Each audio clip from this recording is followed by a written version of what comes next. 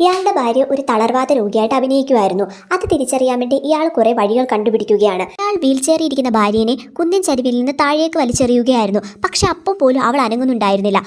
അവൾ മറ്റൊരു മരത്തിൽ ഇടിക്കാൻ പോകുമ്പോൾ അവൻ ഓടിച്ചെന്ന് അവളെ പിടിക്കുകയായിരുന്നു. ഈ ദിവസം അവന്റെ പ്ലാൻ മറ്റൊന്നായിരുന്നു. കൂട്ടുകാരന്റെ മുന്നിൽ വെച്ച് തന്നെ അവളെ കുളിപ്പിക്കാൻ തീരുമാനിച്ചു. അപ്പോഴും അവൾ അനങ്ങുന്നുണ്ടായിരുന്നില്ല.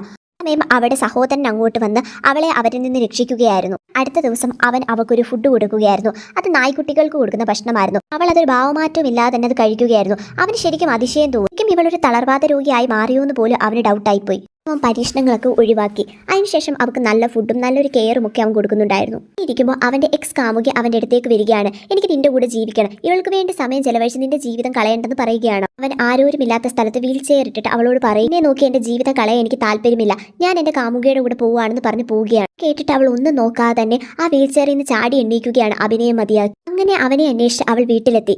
അവിടെ നിന്ന് കാണാഞ്ഞിട്ട് ആ പഴയ സ്ഥലത്ത് തന്നെ വരികയായിരുന്നു. പക്ഷെ അവൻ അവിടെ നിൽപ്പുണ്ടായിരുന്നു. ഇതെന്റെ ഒരു പരീക്ഷണമാണെന്ന് അവൻ പറയുകയായിരുന്നു.